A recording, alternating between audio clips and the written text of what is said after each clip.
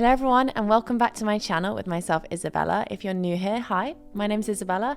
I'm a Veganova graduate, I'm also British, and I'm the founder of BWI. BWI is a platform where we have online courses and classes as well as bespoke plans from levels beginner to pro, where I help you succeed with your ballet goals, because ballet is really hard and it's really nice to have a virtual coach as well as guidance along the way.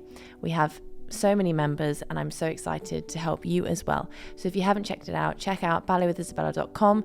You get a 2-week trial, try it completely free and see if it suits you. And we've got many courses on there recently, such as the artistry course. We've got an advanced point course as well as beginner courses as well. Thanks so much for those that came to my adult intensive. It was amazing. We had people from all over the world visiting and I can't sort of go on about it enough. It was just so amazing, and it's literally just the start for intensives in the BWI community. So we'll be doing a winter intensive for sure. And if you're new here to the channel, welcome. Don't forget to subscribe so you don't miss another video.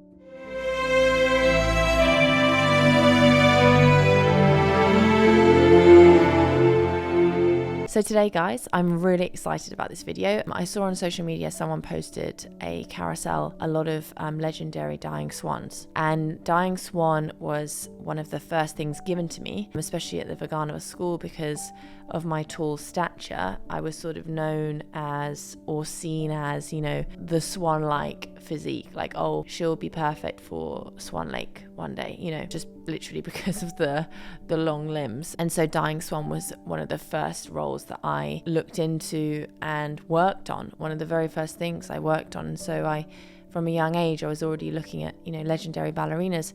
So when I saw this video carousel, I thought, oh, it would be great to do an analysis video of some of the great dying swans out there, both from, you know, the older generations such as Pavlova and Plisetskaya to more recently such as, you know, Lopatkina, Osipova and some more. So I'm not going to do too many obviously, because dying swan is also quite a long piece, but I want to look at some of them and just share my opinions, my thoughts, and, you know, why the older dancers were different and possibly, you know, and obviously great, and now looking at now and the differences really. But dying swan is a, you know, extremely interpretive piece, not necessarily, even though it's difficult, it's not obviously technical, because after all we're doing a lot of bourrées, but it's very, very, very difficult to make it look beautiful, elegant, portray this yearning, portray, you know, the idea that this swan in front of you is dying. And so, you know, you start off quite serene and then you progressively get more and more frantic because, you know, you're about to die basically, and you have this sense of panic. And it requires a lot of thought behind it when you're actually dancing it, as well as the amount of upper back work that needs to go into it to open up the chest and make sure the arms are behind you. There are many dancers who flap their arms in very different ways. Another reason why this would be interesting, because some people do more ripples, you know, like ripply flaps, and some people do more majestic, large, you know, large willowy type flaps as they flap their wings. Another very interesting thing. I won't share who my personal favorite is yet. I haven't purposefully looked at all these in detail. There's only a couple I've watched several times, but I purposely wanted to save it so what I'm saying is actually quite fresh to you. So we're going to start with Anna Pavlova, a legend. I've actually got an amazing picture over there of her. I'll show you sometime. This is very actually suiting. She's standing at her house by a lake, which I assume is at her house, and she's wrapped in fur and she's holding her pet swan, because she had a pet swan, which is amazing. So let's start with Anna Pavlova.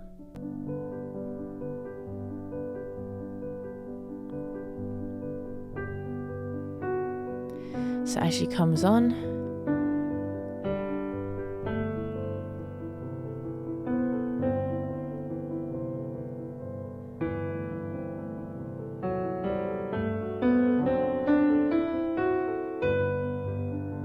very interesting, already quite extreme in the back bends and the idea of dying, you know, and the neck is very extremely held backwards, you know. how the, you know, the feet are not exactly perfect sometimes, but I really am enjoying this actually. Also different how they play with levels already immediately at this stage of the variation. How she's up and down on the floor, up and down on the floor, and the feet are parallel here. And down again with the levels. But obviously this video is blurry, but you can just see the expression on her face even with this quality. Oh, that's interesting, that's interesting. Oh, I like that. The sort of half flap and back down again.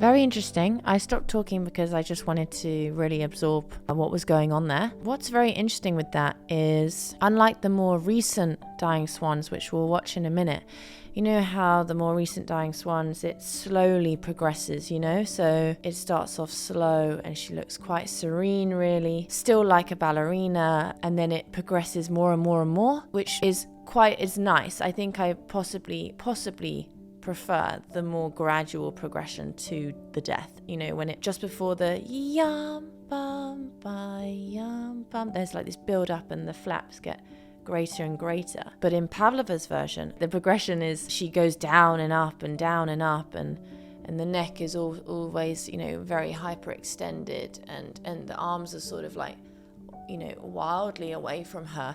If anything, it seems slightly more realistic, if I'm honest. Like, that was very engaging, and it seemed more realistic to what it actually would be like if you were dying. Like, it's not exactly going to be so gradual. You might have these moments of, oh, and then I have more strength, and then, oh no, I am actually dying, and then I'm weak. No, I can hold on. You know, this sort of emotion behind it. What I really liked is how she did that sort of like half flap and back down and half flap and back down again. You know, like she can't possibly do a full flap. Like, that would take too much strength. But what was missing for me was then that build, that climax and that climactic moment when it's really building up, because it was all kind of very up and down the whole time. But having said that, even though technically speaking it's not exactly beautiful looking to like really extend your neck back, and I don't think we'll see that in some of the more recent versions, it did give me a sense of complete, like she can't control her body, and her wings are sort of acting on their own while she's already kind of half dead. That was really great. I really liked that one, just from an expression standpoint. And I also then liked how she went from this sort of wildness to then this very soft enclosed look where she's hugging herself. I think when we watch some of the more recent ones in a minute, we won't see that sort of look. It'll be beautiful in its own different way. I'll explain more when we get there. Let's move on to Maya Plisetskaya, which again will be very interesting. Another sort of older version.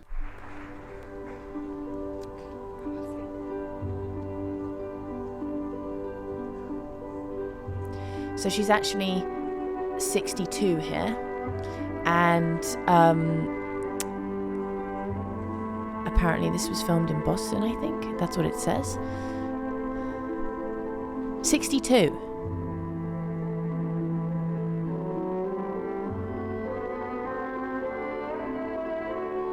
Okay, so she does, yes.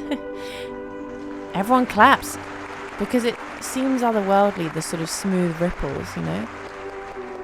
To me, that portrays the ripples of the water of the lake that she's swimming on, rather than the wings itself, because swan wings are very sort of majestic and big, like this sort of movement.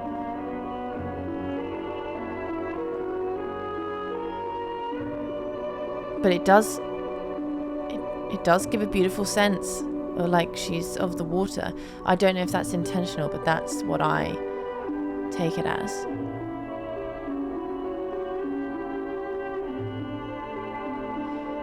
You know, and unlike normal ballets and normal classical variations, you know, there is an allowance of, you know, here, especially with Plisetskaya, sort of letting the shoulders round a bit, letting the spine curve, which, you know, you just wouldn't see usually.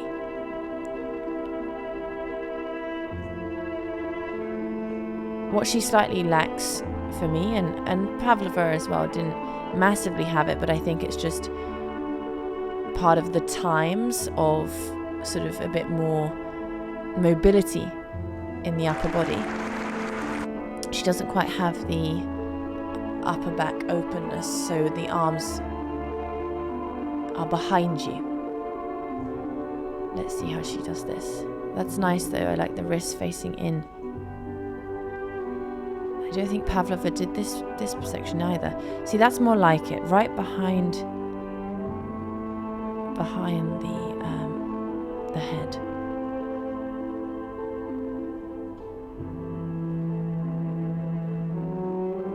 And, you know, exaggerated over the top with the arms.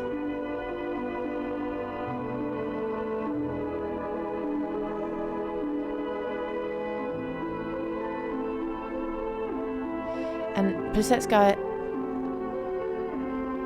oh, this is nice. I like this wafting. She does let the the neck go a little bit in that back bend she did on the floor. And you can see, because she's more classical throughout the rest of the variation, it didn't look quite right, you know, completely letting the neck collapse in the back bend, whereas other ballerinas who are doing it more purely classically don't let it go as much. That was nice with the shaking of the hands.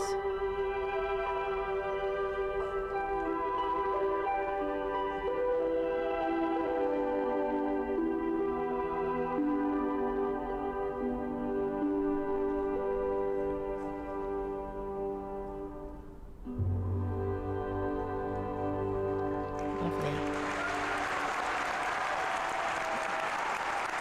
Watch her bow. It almost seems funny though that she's smiling after the dying swan. Like, obviously she's 62 in that. Like, that's crazy, amazing, you know.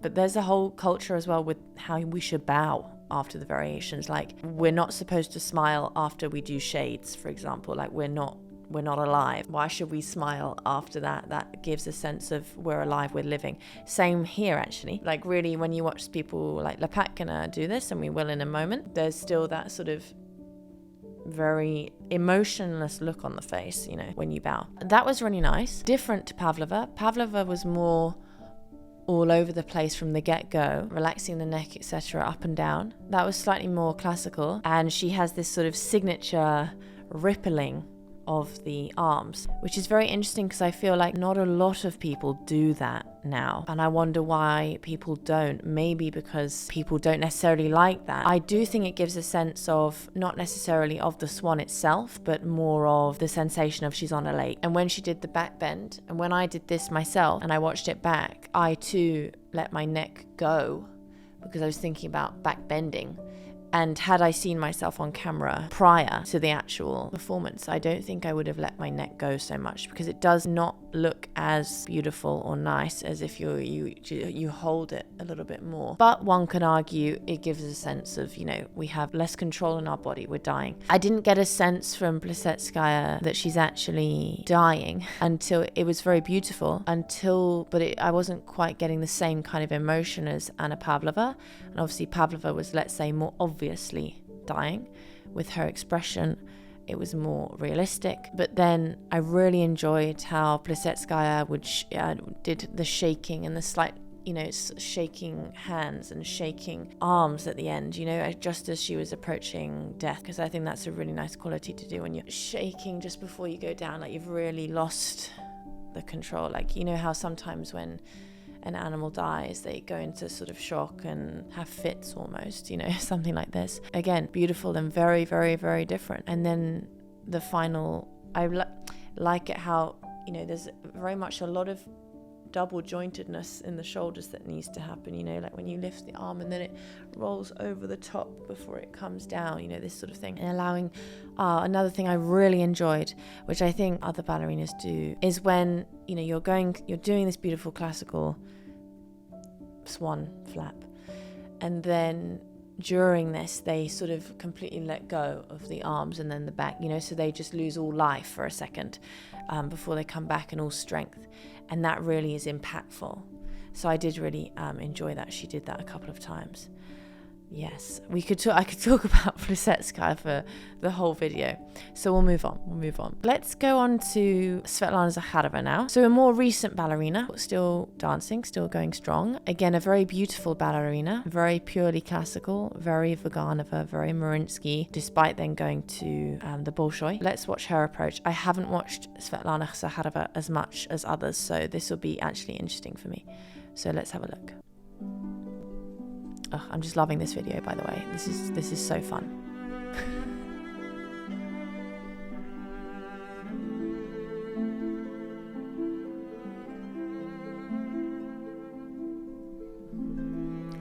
Some very beautiful flaps.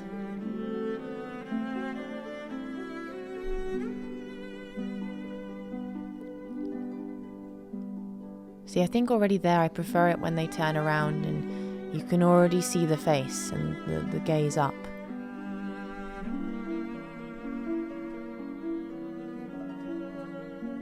See, yeah, it's nice when you just let go a little bit and round the spine.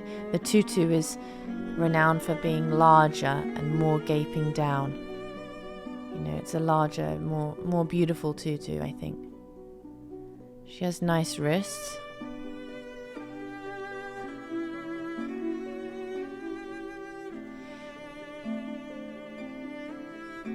In a way, I think this variation, the more I look at it, the more I enjoy when there's a certain lack of control. So it's more believable that one is dying. Like I want to say, not so beautiful all the time, you know? Maybe some of you would disagree with that. I don't know.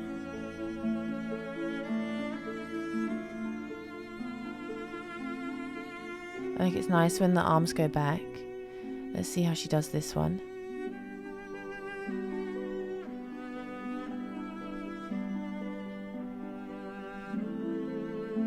That's nice with the wrists.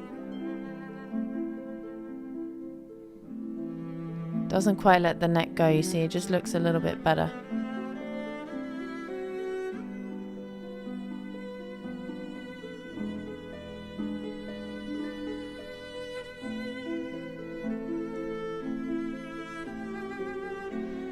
Oh my gosh, it's so funny, you know. It's still very beautiful, and one could argue more beautiful than the others because of her physique. Like, she physically looks very beautiful.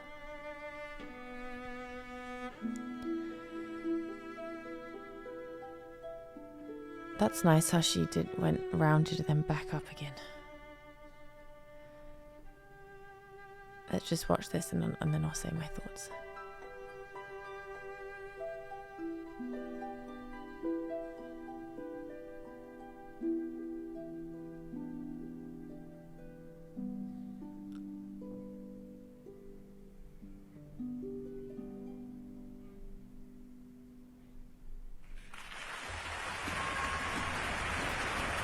Let's see if we see her bow, because that would be interesting. When she bows. Is she coming out? Oh, just the orchestra bow. I think she might be coming out. Otherwise, oh, here she comes. So I'll be very interested to see if she smiles now. Yeah, you see, no smile. Keeps in the zone. Very important. Yeah, exactly. Very good.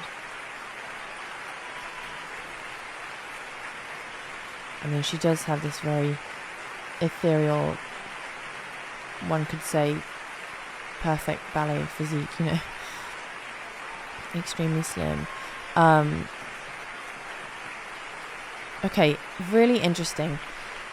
Oh, this is difficult because I'm not comparing it in this regard. Like I'm certainly not saying one of them's right, one of them's wrong. No, they're all fantastic in their own way, but it's just always really interesting to watch people doing it differently. So even though obviously Anna Pavlova is not technically speaking up to now standards nowadays, and her physique is certainly not as beautiful as ballerina wise as one could argue Svetlana Zakharova is. However, my gosh, at the moment I'm like really preferring Anna Pavlova, just in terms of how she made me feel. Like I was very involved, like really involved, whereas Svetlana Zakharova was very beautiful, stunning. You can't argue with that. She's gorgeous. But I want to say at the moment it didn't quite affect me in the same way. Like I didn't really feel, especially towards the end, like the movements didn't really change. Like I didn't really get a sense of, oh, she's actually dying now. Even the death, it would have been nice if there was a little bit more, I want to say, ugliness, like a little bit more feeling of wreckage and breaking of the wings, or more breaking of the heart, and also the shaking of the hand. It didn't quite feel like she's actually dying, like dying swan. Like that is the last breath you will ever take, and it was a little bit too perfect looking. Beautiful, but didn't quite hit the nail on the head for me there as much as Pavlova did. I could say I prefer Zakharova's overall look of a swan. Like, yeah, she definitely looks very elegant, but Anna had that sort of urgency to her, which I don't think Svetlana quite has. But again, it's almost like different personalities. So now we're going to watch Osipova do this, who I would say sort of resonates a little bit more of how the older ballerinas danced, like a little bit throwaway, less controlled, less perfect, even though she does everything very technically strongly. But it would be interesting now to see, in comparison to longer and more elegant ballerinas of today, whether that style of slightly throwaway and slightly imperfect suits a ballerina of nowadays, in terms of does it still portray what it should do through the Dying Swan. Osipova reminds me of the older ballerinas sometimes, with her exuberance and her sometimes messy work, because there's a slight lack of care in the best way possible. She's really dancing, which is what they used to do in the old days before we got so focused on technique and things. So I'm interested to see, because I obviously loved Anna Pavlova in particular, I'm interested to see if her Dying Swan really resonates as much as that did, because she kind of dances and reminds me of that sort of generation. So let's have a look, because I definitely have a personal favourite. Let's have a look if this gets... That's nice, the shaking hands. It's good from the throwaway. Interesting how she throws the wrist back like that. Yeah, more realistic, I'd say, in its own way.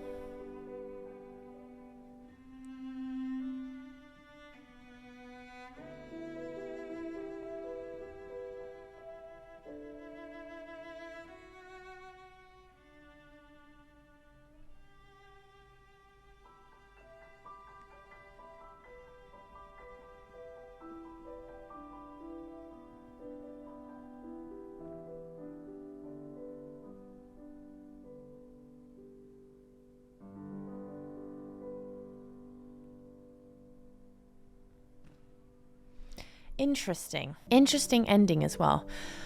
Okay, so I think I was, in my opinion, I was correcting what I was thinking about. Like, she definitely reminded me of the older generation, like the Anna Pavlova type of Dying Swan, where it's kind of a bit more exuberant, really, and more up and down with the levels, more all over the place, and, you know, a little bit more frantic, less perfect, less beautiful looking, like, you know, Svetlana Zakharova, for example. But I'm drawn in more, actually, in terms of the story and what's actually happening with that kind of Dying Swan, even though it's less beautiful physically. What I didn't love, though, in that was the end, the shaking. I think we need to remember as well that we're a swan as well, and so that lost it a little bit for me at the end. That was like Natalia, the human being, shaking, rather than, I want to still remember it's a swan right at the very end. But again, really, I really enjoyed that performance in its own way. It's tough because I've always thought of myself as someone who's really enjoyed the serenity and the serene Dying Swans more. Having said that, though, I've only ever really watched often Lopatkina, who we will watch now, because she is extremely serene and just unbelievably beautiful, and I think missed on the stage now for her swan. This one in particular is amazing, just the arms and everything. And now, having watched in more detail, like the Anna Pavlova type video and Osipova, I appreciate that in its own way, because it's very different, more flamboyant, more, you know, like I said, realistic. So I'm interested to see how I feel now watching something completely different, very pure, very classical, very beautiful, in comparison to something like Svetlana Zakharova, because Svetlana Zakharova is also beautiful, but it didn't quite touch me in the same way. So I'm interested to hear your thoughts. This is very interesting. So let's watch Lopatkina.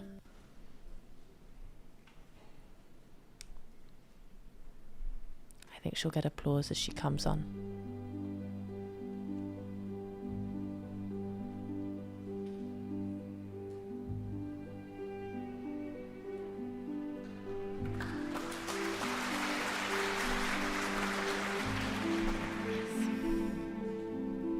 She's very tall like me, very large feet, which elongates her even more. Look, she's got very large feet. So when she's on point, she's so long. Ugh, just so beautiful. I mean, look at her.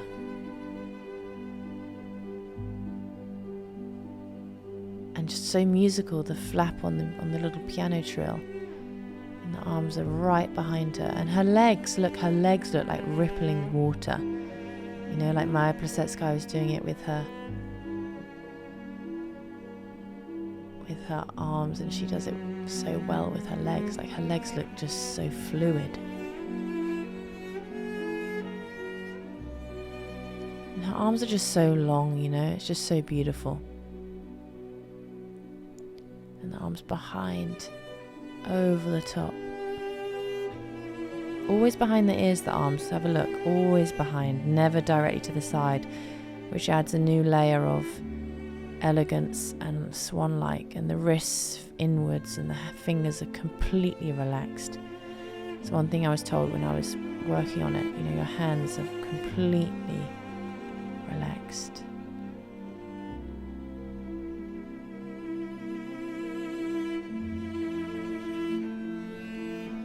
I love this bit, how she goes around and she looks almost catatonic, and then she's been wounded. Okay, no, by far this is my favorite. Over, like she's looking in the water. And even this, you know, can look too energetic on some people. Like, I think Zakharova just gave it too much energy. And Lopatkina just has it right. Oh, and it's like this is difficult to lift up, you know. And it's energy. Look, beautiful behind, so far behind her head. She looks like a swan. Oh. I love how she breaks the line now with her arms.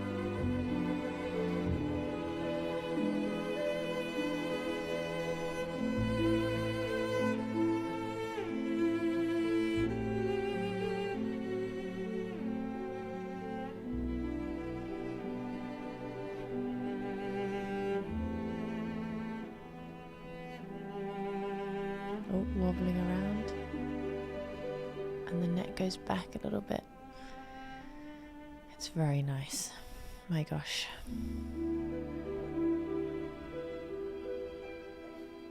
Look, this relaxing of the wrist, relaxing of the body. Like it's getting too much energy now. Too difficult. Oh. And she's implemented a bit of the sort of rigor mortis, you know? When an animal dies, they go stiff, or even a human. Like, oh. That was a little bit of that, I think. I love it how she ripples and changes. And one last look. And then I'm relaxed.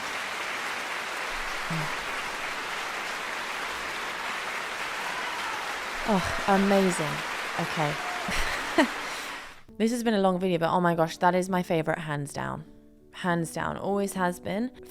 I don't know if anyone else will change my mind, but always will be up to this point. What's amazing, she's thought that through and obviously built upon that over many, many years, but made it just so amazing. There's so much thought in that, and you can see it. So much thought. The rigor mortis at the end, and how she looks over at the lake before she goes down in the back bend, with not too much energy. Like I feel like Svetlana Zakharova, again, amazing ballerina, but it was too much energy into the attitude. She was just enough. And then how she looks calm all of a sudden when she's on the floor, like back to her kind of comfortable place and almost normal again. How she's looking, the arms behind, and she's looking down at the lake, and the neck goes down, properly like a swan. And then I actually liked it how she didn't do the attitude. I think she has done it before, where once you're getting up, they do attitude, run, flat pose. But then she changed it after a while, and just obviously she rethought about it, but she just comes up and just stands up and then runs and pose. And then I like it how she does this wobble and stillness and then collapse, like she's trying to find her balance and try to find her center, and it's too much. It's one of my favorite moments apart from she's beautiful, and her arms are something that we will remember for a very long time. But one of my favorite moments with Lopatkina is the very middle of it, the variation where she goes yum pam pam, and she's going around herself with this sort of still catatonic look on her face that gets more and more frantic. Ta ta, and then she wafts, and it's like she's been wounded down the side, like because she's sort of like and always behind the shoulders, so it's sort of slow, and then she gets more and more like looking around, losing her bearings, and then the pain. With all those details, it just really makes, as a whole performance, unbelievable. You really feel something when you watch that beautiful performance. My gosh. We'll go down in history, Lopatkina's performance of Dying Swan. So very interesting, guys. This has been a long video. Please comment down below what you think, who your favorite was and why. Do you prefer the more frantic flyaway Dying Swan? Personally, I think I really actually enjoyed that. I didn't think I would as much. I really, really enjoyed it because I've watched Lopatkina so much, but she tends to just look unbelievably beautiful and be able to translate all that emotion with this subtlety and this less ferocious Dying Swan, but she still manages to portray that amazing energy and aura and sense of longing, desperation and death ultimately. And that's incredible, because to be subtle in that way and still say so much is the mark of like a genius, and she is a genius. Whereas Svetlana, who is an amazing ballerina, she didn't quite have that level of emotional maturity, I want to say, that Lopatkina has. Super interesting. Okay, like I could talk about this for like hours. Comment down below what you think. I still, as I said, I appreciate all these ballerinas and all their performances, but I'm trying to be as honest as I possibly can, with my opinions and my thoughts in their portrayal exclusively to this. Like, everyone has something they're better at, but it's super interesting. So thank you, honestly. I'll stop it there. Thank you so much for watching. I hope you've enjoyed. If you would like me to do another analysis on other things, just let me know, because this was amazing. I loved this one. Thank you to Faye from Instagram, and also one of my BWI members, for suggesting me to do this, because this was a fantastic idea. I loved doing this. So thank you so much for watching. Please let me know if you enjoyed it. Please subscribe if you haven't already, and I'll see you guys very soon for some more dancing. Bye for now.